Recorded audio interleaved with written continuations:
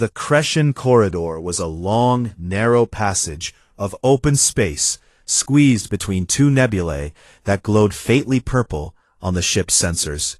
It was the fastest route between human-controlled space and the colony on Verath 4, which made it strategically valuable. It also made it a perfect hunting ground. The Galloway joined a small flotilla of 4 ships at the corridor's entrance. The flagship was the UEN Sunderland, a light carrier commanded by Commodore Nathan Price, a tall man with gray at his temples and a voice that carried the weight of someone who had buried too many people. Zalvrin met him briefly when the captains gathered for a coordination meeting aboard the Sunderland. Price shook his hand, looked him in the eye, and said, "Welcome aboard, friend. Try to stay out of the crossfire." The other 2 ships were the UEN Harlan, a destroyer like the Galloway, and the UEN Maddox, a smaller frigate built for speed.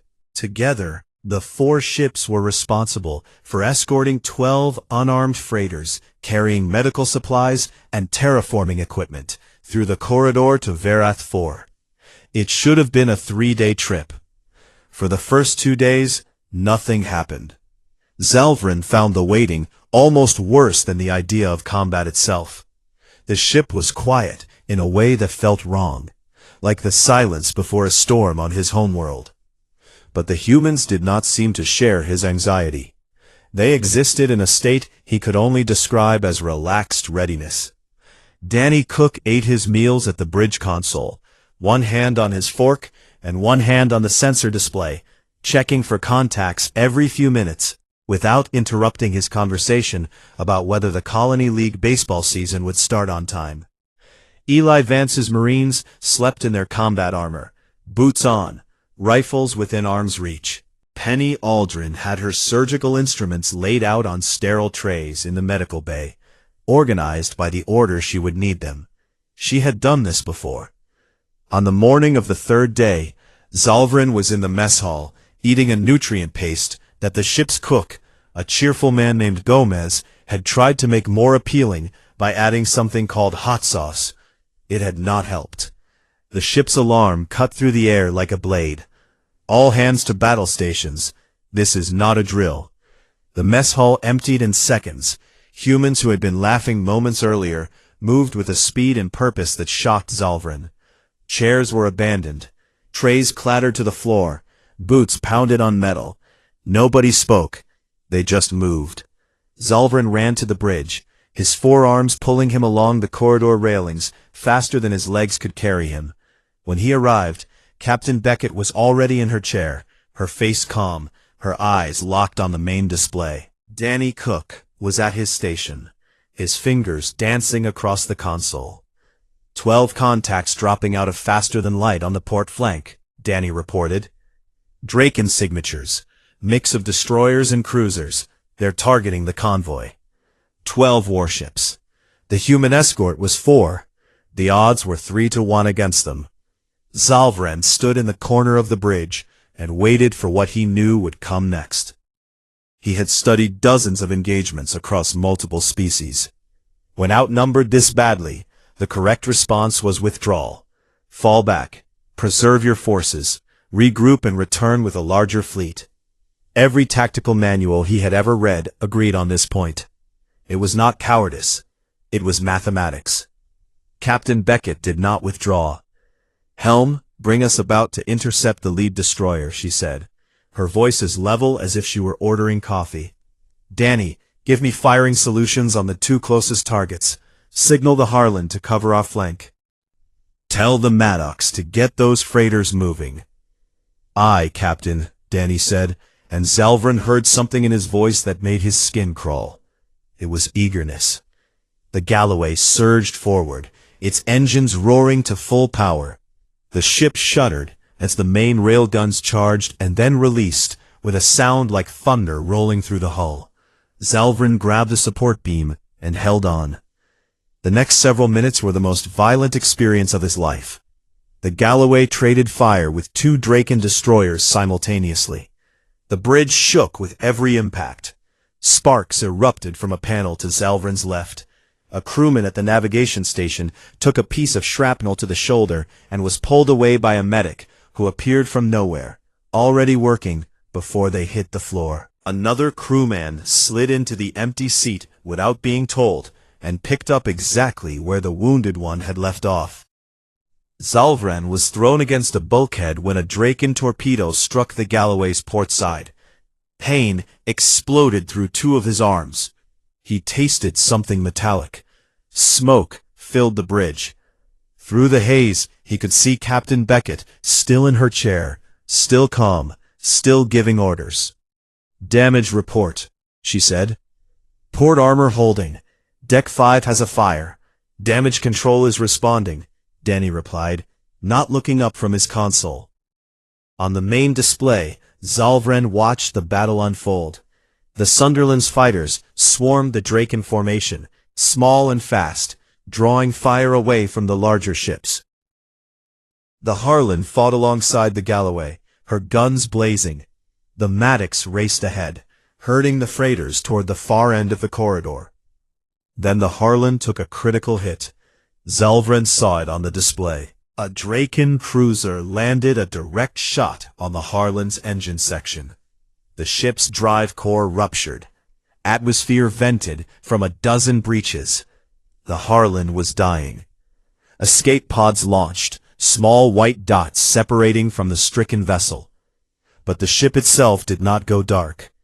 Zalvran watched, confused, as the Harlan's remaining engines fired, pushing the crippled ship forward, not away from the battle, but directly toward the Draken cruiser that had killed it. "What are they doing?" he whispered.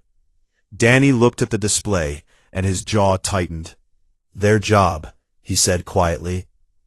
The Harlan hit the Draken cruiser at full speed. The collision was catastrophic. Both ships disappeared in a blinding flash that whited out the display for 3 full seconds. When the image returned, there was nothing left but expanding debris and radiation. The remaining Draken ships hesitated. It was only a moment, barely a few seconds. Commodore Price's voice crackled over the comm. "All ships, press the attack, now."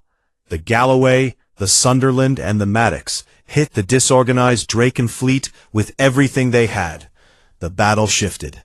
Draken ships began to break formation, some trying to regroup, others turning to flee. The humans did not let up. They pressed harder, chasing down the retreating ships with a ferocity that seemed to come from somewhere deeper than tactics. When it was over, 8 Draken ships were destroyed. The remaining 4 fled into the nebula. The convoy was safe. The bridge fell silent. Danny leaned back in his chair and exhaled slowly. Captain Beckett sat still for a long moment, staring at the display where the Harlan had been. Then she said, "Get me a casualty count, and someone check on our guest." Zalvran realized she meant him. A medic appeared and examined his arms, which were bruised, but not broken. He was still staring at the spot on the display where an entire crew had chosen to die so that others could live. That evening he sat in his quarters and tried to write. His hands were shaking, all 4 of them. He typed slowly, deleting and retyping sentences, struggling to find the clinical, detached language that the Dominion expected from its scholars. He failed. What he wrote instead was this: "The crew of the Harlan did not have to do what they did. Their ship was lost. They could have abandoned it entirely and saved themselves. Instead, those who remained aboard chose to turn their dying vessel into a weapon. They drove it into the enemy at full speed, knowing they would not survive. I have studied war for 23 years. I have never seen anything like this. Every species I have observed treats survival as the highest priority, even in battle. Humans do not.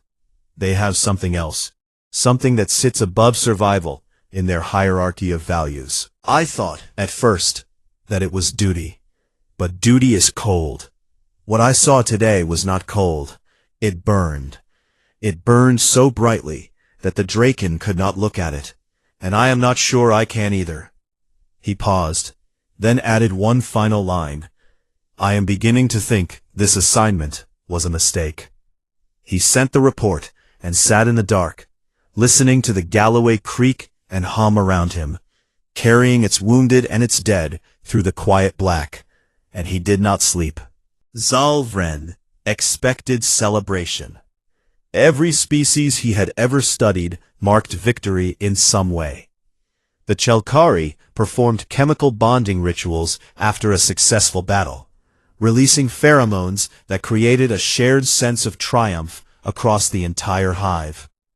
The Nareshi sang songs of conquest, loud and fierce, that could be heard across their encampments for hours. Even the cold, logical Pelori acknowledged wins with a formal recognition ceremony, brief and efficient, but present. Humans, he discovered, did something entirely different after winning a battle in which they had lost friends. They grieved. The morning after the engagement in the Crescent corridor, Danny Cook stood in the main hangar bay of the Galloway with a datapad in his hand, and read aloud the names of the 14 crew members who had been killed during the fight. He read each name slowly and clearly, pausing after each one to let the silence hold it. The entire off-duty crew stood in rows, heads bowed, hands clasped, or held at their sides. Nobody moved. Nobody spoke. Captain Beckett stood at the front. Her back was straight, her hands clasped behind her, her chin raised. She looked exactly as she always looked, composed, controlled, unreadable. But Zalvren, standing at the back of the hangar, noticed something. Her eyes were red, not from crying, from holding it in. When Danny finished reading the names, Beckett stepped forward and said only, "They served with honor. We carry them with us." Then she dismissed the crew and walked off the hangar floor without looking back. Zalvren watched her disappear down a corridor, and heard, very faintly, the sound of a door closing. He did not follow her. He spent that day moving through the ship, observing how humans process their loss. It was not uniform. There was no single ritual, no prescribed way of mourning. Each person carried it differently, and yet each person carried it. He found Eli Vance in the armory. The sergeant was sitting on an ammunition crate with his elbows on his knees, turning a small metal chain over and over in his fingers. Zalvren recognized them as dog tags, the identification markers that human soldiers wore around their necks. These did not belong to Eli. "Private Cole Dunbar," Eli said without being asked. He did not look up. He was 19, joined up straight out of school. Told me on his first day that he wanted to serve a few years, save some money, go back home and become a teacher. Said he wanted to teach history. Said someone had to, because people keep making the same mistakes. Zalvren sat down on a crate across from him. "How did he die?" he asked. Because he was a scholar, and scholars asked questions, even when the answers were terrible. Draken plasma bolt came through the hull on deck 4, hit the corridor he was defending. He and Private Wendy Sato were holding the line while the damage control team sealed the breach behind them. Eli paused. The breach got sealed. Cole and Wendy didn't make it out. "They saved the damage control team," Zalvren said. "Yeah," Eli said. "They did." He went back to turning the dog tags in his fingers. Zalvren sat with him for a while longer, saying nothing, because he was beginning to understand that sometimes humans did not want words. They just wanted someone nearby. Later, Zalvren visited the medical bay. Penny Aldrin was cleaning her surgical station, scrubbing the metal surface with a focus that suggested she was trying to clean more than just the table. She had treated 26 wounded crew members during the battle. She told Zalvren about each of them without being asked, as if saying their names was something she needed to do. Then she told him about Greg Falk. "Conduit explosion on deck 6, she said. Took his left leg below the knee. He was conscious when they brought him in, screaming. I sedated him, stopped the bleeding, stabilized what was left." She paused, wiping down a tray that was already clean. "When he woke up after surgery, he was groggy, barely coherent. First thing he said to me was, Did we win? What did you tell him? Jalvrin asked. I told him yes, and he smiled. He smiled, Jalvrin. The man had just lost his leg, and the first thing he cared about was whether his ship was safe. She shook her head slowly. I've seen that 100 times, and it still gets me. Jalvrin asked her the question that had been forming in his mind since the moment he set foot on the Galloway. Why do you do this? You are a skilled medical professional. You could work in a hospital on any human colony. You could have a safe life, a comfortable life. Why do you choose to be here, in this metal box, putting broken people back together, while the ship shakes apart around you? Penny stopped cleaning. She looked at him for a long moment, and he saw something shift behind her eyes, something honest and raw that she usually kept hidden beneath the smiles and the jokes. Because somebody has to, she said, and I'd rather it be someone who gives a damn. In the days that followed, Jalvrin watched the Galloway's crew do something that defied every model of post-combat behavior in his academic experience. They recovered. Not slowly, not with the gradual, careful process of healing that he had observed in other species. They recovered fast, and they recovered together. Within 12 hours, the fires on Deck 5 were out, and the structural damage was being repaired by engineering teams who worked in shifts around the clock. Within 24 hours, the wounded who could stand were back at their stations, some with bandages still visible under their uniforms. Greg Falk was fitted with a temporary prosthetic, and was seen in the mess hall the next day, eating with his crew, cracking jokes about how at least he'd save money on socks. Within 48 hours, the Galloway was fully operational again. Not perfect, not new, but functional, capable, and ready. Shifts were reorganized to cover the gaps left by the dead. New responsibilities were distributed without complaint.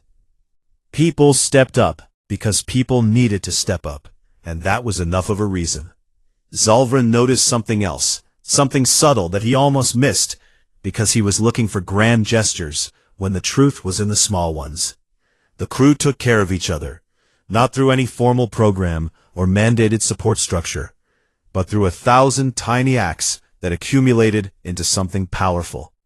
A hand on a shoulder in the corridor, an extra cup of coffee left at someone's station, a quiet word spoken in passing that said, I know, and I'm here, and you're not alone in this.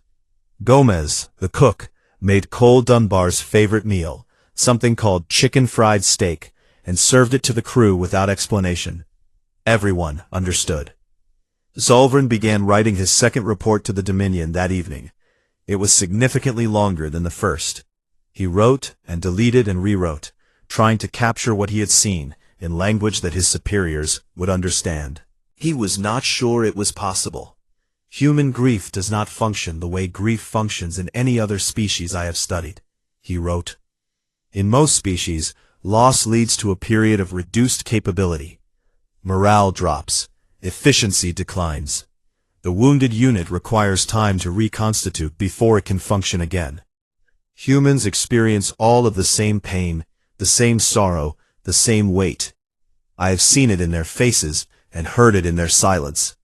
But they do not let it stop them. They convert it. They take their pain and their anger and their love for the people they have lost, and they turn it into something else, into fuel, into resolve, into a promise that the ones who died did not die for nothing. He paused, staring at the screen, and then added the line that would later cause considerable alarm among the Sevrath High Council. I am beginning to suspect that what makes humans dangerous is not their weapons, or their tactics, or their ships. It is the fact that suffering only makes them more committed. They do not break under the weight of their dead. They pick them up and carry them, and they use that weight to hit harder. I do not know what to call this, but I know I have never seen it before, and I know it frightens me. He sent the report and turned off the lights. In the darkness, through the thin walls of his quarters, he could hear the crew of the Galloway talking, laughing softly, living. The ship carried them forward through the black, wounded but unbroken. And Zalvran lay on his bunk and stared at the ceiling and wondered what he had gotten himself into. The convoy reached Vareth 4 without further incident. The freighters unloaded their supplies. The colonists were grateful. There was a brief ceremony at the colony's landing field where a local official thanked Commodore Price and the crews of the escort ships. Price accepted the thanks with a tired nod and said, "Just doing our job, ma'am." The crews were given 12 hours of shore leave. Most of them spent it sleeping. Then, new orders came. Zalvran was on the bridge when Captain Beckett received the encrypted transmission from Fleet Command. He watched her face as she read it. Her expression did not change, but something behind her eyes went cold and hard, like a door closing. "All captains to the Sunderland for briefing," she said. "Danny, you have the bridge." An hour later she returned and gathered her senior officers in the wardroom. Zalvran was permitted to attend. He sat in the corner, quiet, recording. Beckett laid it out plainly. Intelligence had identified a Draken staging base on the moon of Torath 7, deep inside contested space. The base was reportedly being used to coordinate raider attacks across the entire sector. Fleet Command wanted it destroyed before the Draken could launch a larger offensive against human colonies. The flotilla, the Galloway, the Sunderland, the Maddox, and the UEN Callaway, a frigate that had joined them at Vareth 4, was being sent in. Danny Cook studied the tactical data on the display. "That's a long way behind the line," he said. "Yes, it is," Beckett replied. Eli Vance leaned forward. "What's our intel confidence on this?" 60%, Beckett said. There was a silence in the room that said everything about what 60% meant. After the briefing, Zalvran found Beckett alone on the observation deck, a small room at the top of the ship, with a wide viewport that looked out into the stars. She was standing with her arms crossed, staring at nothing. "Captain," he said, "I must speak frankly." "You always do," she said without turning. "This intelligence is unreliable. A 60% confidence rating means there is a 40% chance the base does not exist. The location is deep inside contested territory with no friendly support within range. The tactical profile is consistent with a Draken ambush pattern. I have studied similar scenarios across 7 different species. This is a trap." Beckett turned to look at him. Her face was not angry. It was not dismissive. It was simply honest. "It probably is," she said. Zalvran felt his chest tighten. "Then why are you going?" She looked back out the viewport. "Because if there's even a chance that base is real, and we don't act, the next convoy won't just lose a ship. It'll lose everyone. Every freighter, every colonist those supplies were meant to keep alive. I don't get to gamble with those lives because I'm uncomfortable with the odds." The flotilla departed for Torath 7 the following morning. The journey took 4 days through increasingly empty space. The stars thinned. Comm traffic faded. By the 3rd day, the Galloway was operating in near total silence, running on minimal emissions to avoid detection. The crew moved through the ship like ghosts, speaking in whispers, eating cold meals because the galley systems generated too much heat signature. Zalvran spent those days watching and writing. He noticed things. Eli Vance ran his Marines through combat drills in the cargo bay, but quietly, with hand signals instead of shouted commands. Danny Cook slept in 15-minute intervals at his station, never fully leaving the bridge. Penny Aldrin organized her medical bay with extra supplies, setting up a secondary triage station in the corridor outside, because, she said, if it goes bad, one room won't be enough. Captain Beckett barely slept at all. Zalvran saw her walking the corridors at odd hours, checking on crew, reviewing systems, standing alone on the observation deck, staring at the dark ahead. On the 4th day, they arrived at Torath 7. The trap sprung immediately. 24 Draken warships were waiting in a crescent formation around the moon, hidden in the sensor shadow of the planet's rings. There was no staging base. The moon was barren. The intelligence had been fabricated, planted specifically to draw the human ships into the kill zone. The Draken opened fire before the flotilla could even complete its sensor sweep. What followed was 16 hours of continuous combat, and Zalvren would remember every second of it for the rest of his life. The first salvo hit the Callaway, the frigate that had joined them at Verath 4. 3 Draken torpedoes struck it simultaneously. The ship broke apart in less than a minute. Zalvren watched the explosion on the bridge display and felt something inside him go numb. "Callaway is gone," Danny reported. His voice did not waver. "Commodore Price is ordering a fighting withdrawal, but the Draken have closed the exit corridor. We're boxed in." Beckett did not hesitate. "Then we make our own exit. All weapons, engage the nearest targets. Helm, find me a gap in their formation." The Galloway fought. That was the only word for it. Not maneuvered, not retreated, not defended. Fought. The ship dove into the Draken formation like a wounded animal with teeth, its railguns firing in continuous salvos, its point defense systems screaming as they intercepted incoming missiles. The ship was hit again and again. Fires broke out on decks 3, 6, and 9. The artificial gravity failed twice, sending crew members floating and crashing as it snapped back. A hull breach on deck 7 killed 6 people instantly, the atmosphere ripping them into the void before the emergency bulkheads could close. Zalvren was on the bridge through all of it. He held onto the support beam with all 4 arms and watched Laura Beckett command her ship through hell. She never raised her voice. She gave orders with the same calm precision she had used to brief the convoy escort mission, as if the fire and the screaming and the dying were just weather to be navigated. Danny Cook coordinated damage control and weapons fire simultaneously, his hands moving across his console with a speed that seemed impossible, barking orders into his comm while reading sensor data and calculating firing solutions. At one point, a console near him exploded, and a piece of metal embedded itself in the bulkhead 2 inches from his head. He didn't flinch. On deck 4, the Draken breached the hull and sent a boarding party through the gap. Eli Vance and his Marines met them in the corridor. Zalvren could hear the fighting through the ship's internal structure, the rapid crack of pulse rifles, the deeper boom of Draken weapons, shouting in 2 languages, and then a stretch of sounds he could not identify and did not want to. The fighting lasted 11 minutes. Eli returned to the bridge with a gash across his face that ran from his left eyebrow to his jaw. His armor was scorched and dented. He had left with 14 Marines. He came back with 9. "Breach is sealed," he reported. "They won't come through there again." Beckett looked at him. "Good work, Eli," she said. "Nothing more, nothing less." And Eli nodded and went back to his post. In the medical bay, Penny Aldrin was performing surgery.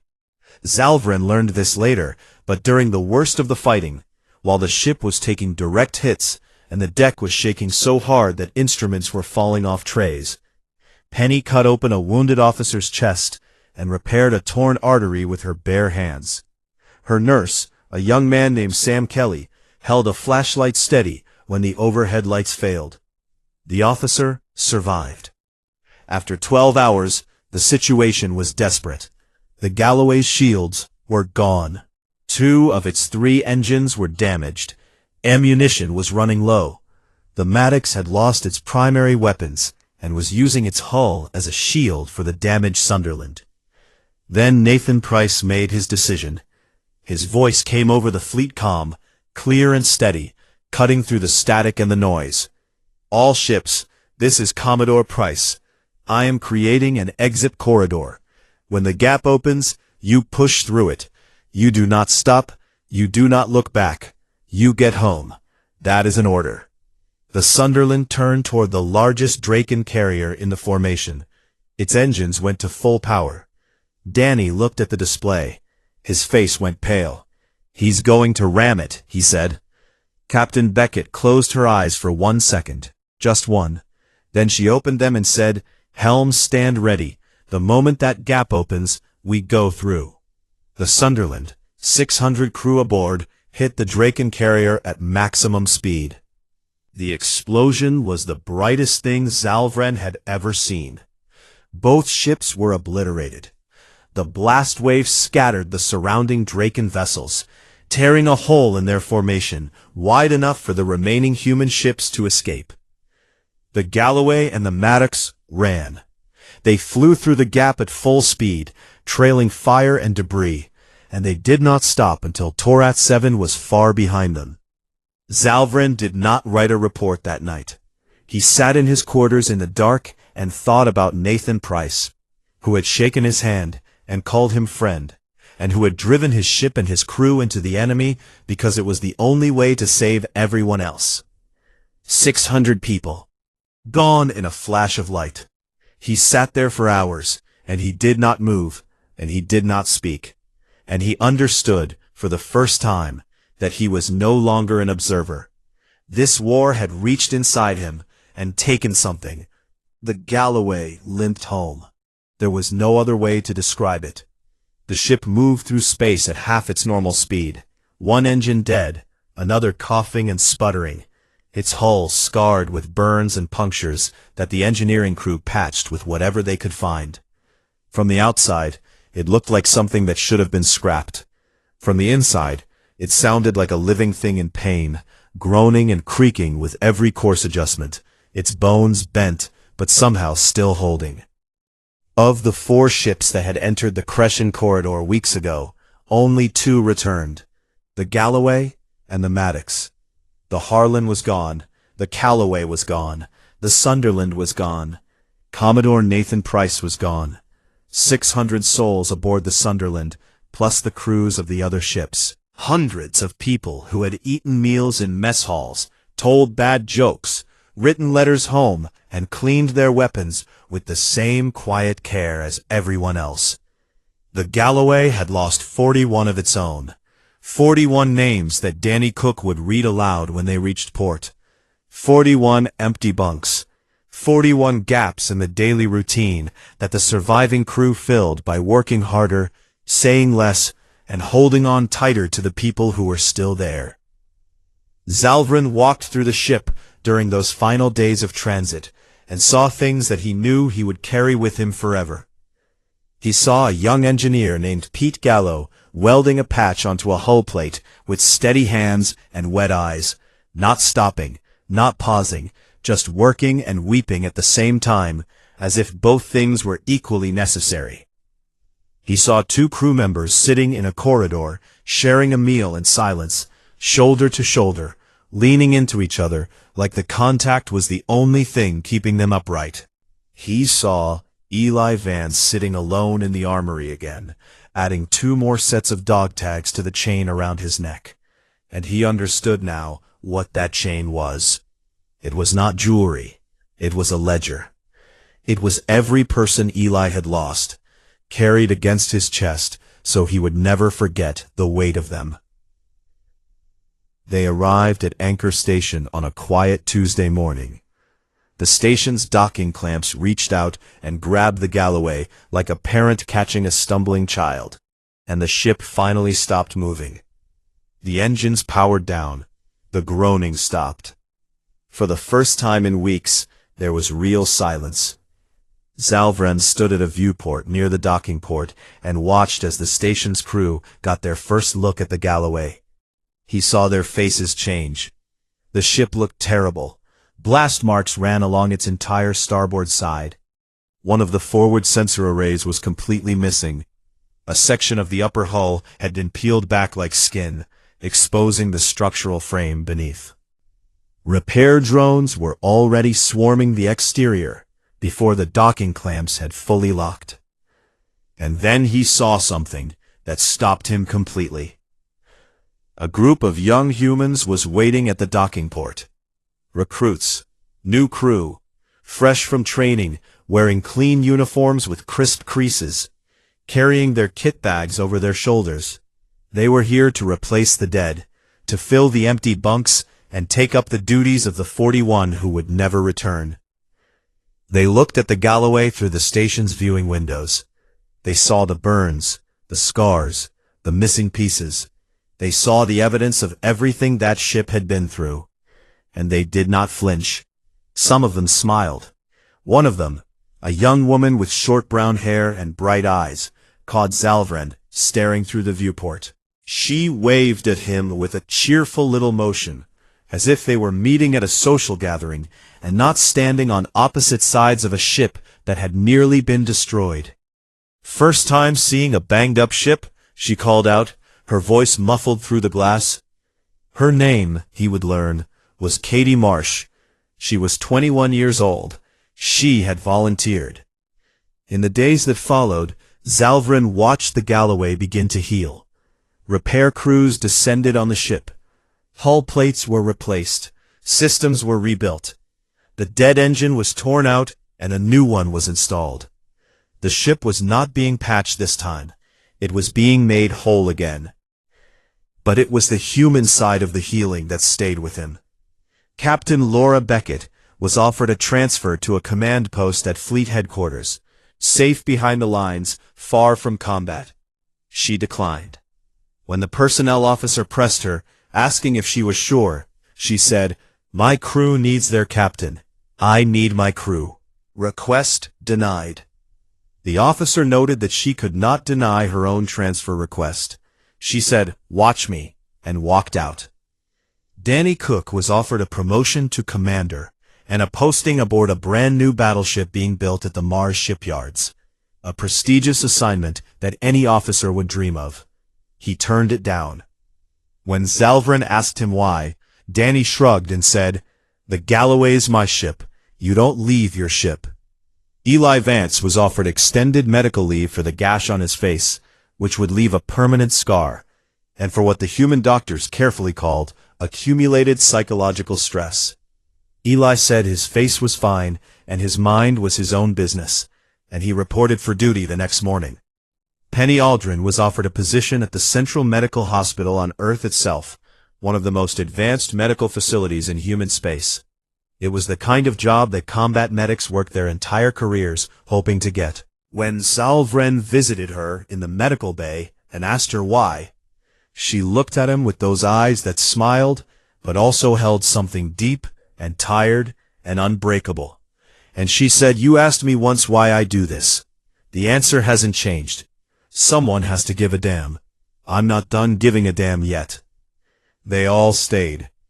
Zalvren spent his final week aboard the Galloway, completing his report to the Sevrath Dominion. The High Academic Council expected a standard field study. They expected fleet composition data, weapons assessments, tactical doctrine analysis, logistical observations. They expected perhaps 20 pages, dry and clinical, suitable for filing in an archive that no one would ever read. What they received was 400 pages long. It was the longest field study in the history of the Sevrath Dominion, by a factor of 10. And it began with a line that would later be quoted in every major academic institution across 7 star systems. "I was sent to study humans at war. I wish to state clearly, for the record, that I wish I had never come. Not because of what they did to their enemies, though that alone should concern every species in this galaxy, but because of what I saw in them, something I have no framework to analyze, no equation to quantify, and no recommendation to counter." He wrote about Laura Beckett, who captained her ship through fire and ruin without ever raising her voice, who led not by shouting, but by being the calmest person in every room, who carried the weight of every life lost under her command, and never once let it show until she was alone behind a closed door. He wrote about Danny Cook, who smiled during battles, because he knew that if he stopped smiling, the crew would think they were finished. Who coordinated the survival of 200 people with his hands and his voice and his refusal to ever look afraid, even when he was. He wrote about Eli Vance, who carried his dead on a chain around his neck, and cleaned his weapons like a man tending a garden, who said almost nothing and meant everything he said, who walked into a corridor full of enemy soldiers and walked out again because his people needed him to. He wrote about Penny Aldrin, who chose to be where the pain was because someone had to be, and who did it not for glory or duty, but because she cared, simply and fiercely, about the people who bled on her table. He wrote about Nathan Price, who drove his ship and 600 souls into the heart of the enemy so that others could escape, who gave the last order of his life with a steady voice and the words, "Get home." He wrote about Cole Dunbar, who was 19 and wanted to be a teacher, about Wendy Sato, who died beside him, holding the line, about Greg Falk, who lost his leg and asked if they won, about Pete Gallo, who welded and wept at the same time, about Sam Kelly, who held a flashlight steady while the world shook, about Katie Marsh, who saw a broken ship and smiled and walked aboard anyway. And his conclusion, the final page of the longest and most unsettling document the Severath High Council had ever received, read as follows. The Severath Dominion has for decades classified humanity as a minor species of limited strategic concern. I am formally requesting that this classification be revised immediately. Humans are not dangerous because of their technology, which is adequate but unremarkable. They are not dangerous because of their numbers, which are modest. They are dangerous because they have something we do not, something I can only describe as an irrational, beautiful, terrifying refusal to break. They bend, they bleed, they bury their dead and weep over them. And then they stand back up and fight harder than before. I do not know how to counter this. I do not believe it can be countered. My recommendation to the Dominion is simple. Do not go to war with humanity.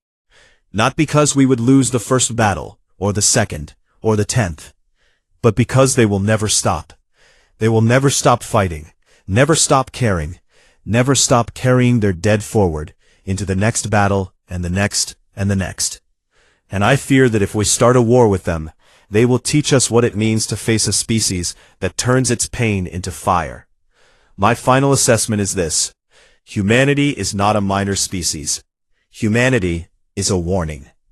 He closed the file. He packed his belongings into his travel case, folding his recording equipment carefully, storing his journals, placing the small collection of human trinkets he had accumulated, a mess hall coffee mug, a patch from the Galloway shoulder insignia that Penny had given him, a handwritten note from Danny that said, "Don't be a stranger," into the case with more care than he had ever given anything in his academic career. He was standing at the airlock, ready to leave, when Danny Cook appeared behind him. "Hey, Professor," Danny said, leaning against the bulkhead, with that same easy grin he had worn the day they met, as if nothing had happened, as if the universe had not cracked open and shown them both its teeth. "You heading out without saying goodbye?" "I was attempting to avoid emotional difficulty," Zalvren admitted. Danny laughed. "Too late for that." He straightened up and extended his hand.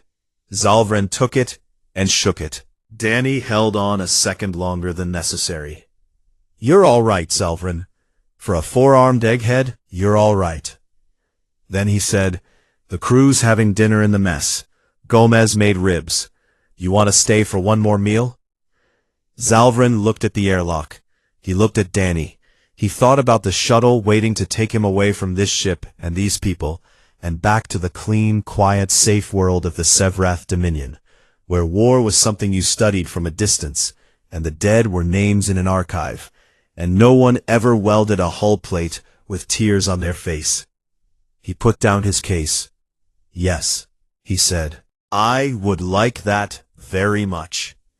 And he walked back into the ship, toward the sound of laughter and the smell of rims, carrying with him every name, every face, every moment of light and fire and stubborn, unbreakable humanity that had burned itself into his memory.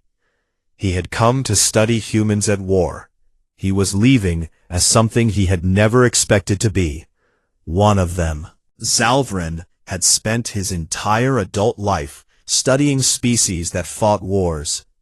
He had written papers on the hive wars of the Chelkari, documented the ritualistic combat of the Narration, and even observed the cold, calculated fleet engagements of the Pelori from a safe distance. He was considered one of the finest xenoanthropologists in the Sevrath Dominion, a scholar of violence who had never once been touched by it. When the Dominion's High Academic Council summoned him to their chamber on the floating city of Yelthra and told him his next assignment, he had expected something interesting. What he got instead sounded boring. "Humans," the head counselor said, sliding a data tablet across the table. "You are to travel to the Sol system, embed yourself with a human military vessel, and observe their behavior during the ongoing border conflict with the Draken hegemony. Standard observational protocols. Return within one standard cycle." Zalvrin picked up the tablet with his upper right hand and scrolled through it with his lower left. The file on humanity was thin.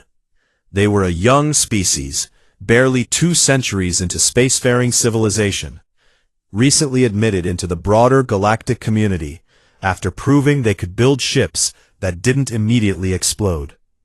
Their homeworld was a mid-sized rock orbiting an unremarkable yellow star. Their military was small, under-equipped compared to most galactic powers, and engaged in a minor territorial dispute with the Draken over a handful of border systems that nobody else cared about. "This seems like a junior assignment," Zalvrin said carefully. "It is," the counselor replied without apology. "But the council wants a formal record. Humanity is new, and new species at war tend to be unpredictable. Go. Observe. Write your report, and come home." So he went. The journey took 3 weeks through 4 relay gates, each one depositing him further from anything familiar. By the time he arrived at the human naval station orbiting their colony world of Calder's Reach, Zalvrin felt like he had traveled to the edge of the known galaxy. The station was loud, crowded, and smelled like recycled air and something fried. Humans moved through the corridors in packs, talking over each other, laughing at things he couldn't understand, bumping into one another without any apparent concern. He was assigned to the UEN Galloway, a Corbin-class destroyer that looked like it had been through at least one war already. Its hull was patched in 3 places, its paint was faded, and one of its forward sensor arrays had clearly been replaced with a model that didn't quite match the rest of the ship.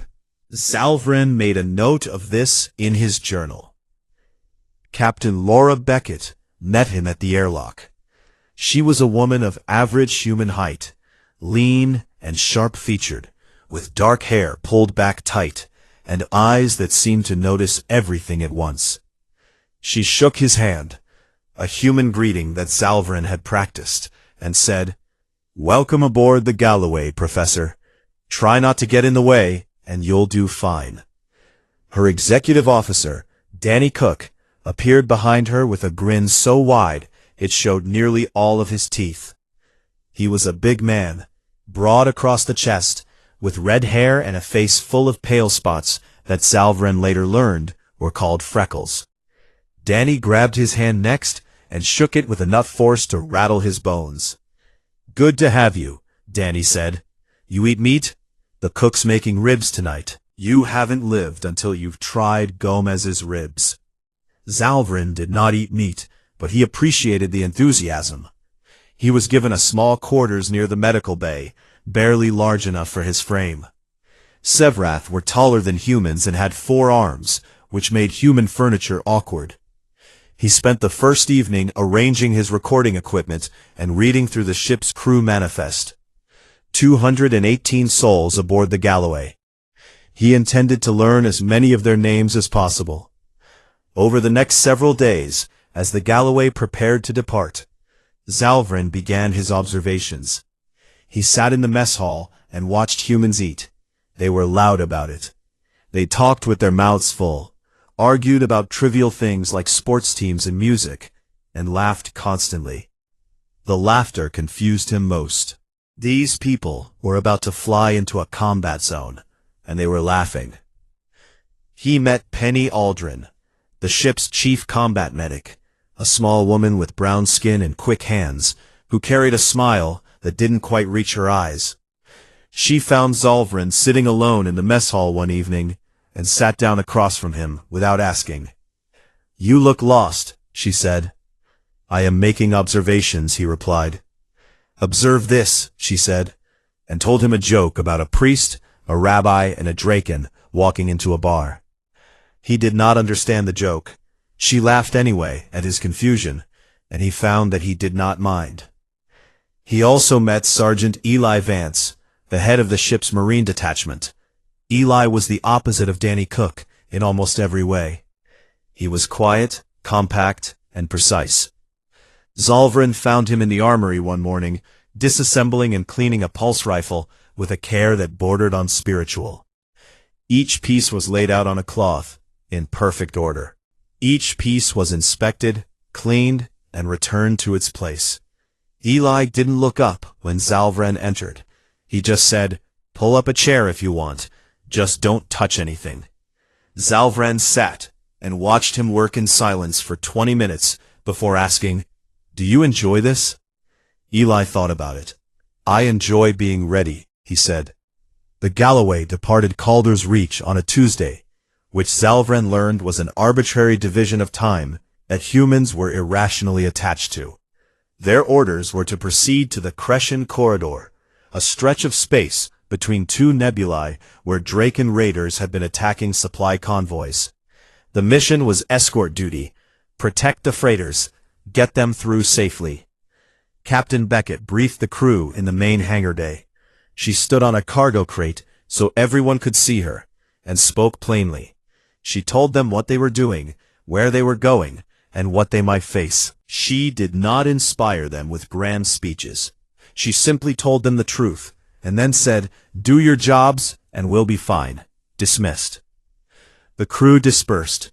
No panic, no fear, no hesitation. They simply returned to their stations and went to work. That night, Zalvran sat in his quarters and wrote his first report to the Dominion. He stared at the blank screen for a long time before typing. "I have studied 17 species at war. I have observed how they prepare, how they gather courage, how they steel themselves against what is coming. Some species pray, some enter meditative trances, some consume stimulants, or engage in bonding rituals meant to strengthen group cohesion. Humans do none of these things. They eat ribs. They tell jokes that don't make sense. They clean their weapons and call it peace of mind. And when the order comes to fly toward danger, they simply go. Not with resignation, not with eagerness, with something I do not yet have a word for. I intend to find one." He sent the report and turned off the lights. The Galloway hummed around him, carrying him deeper into the dark. And for the first time in his career, Zalvran felt a small, quiet knot of something unfamiliar forming in his chest. He would later learn to call it dread.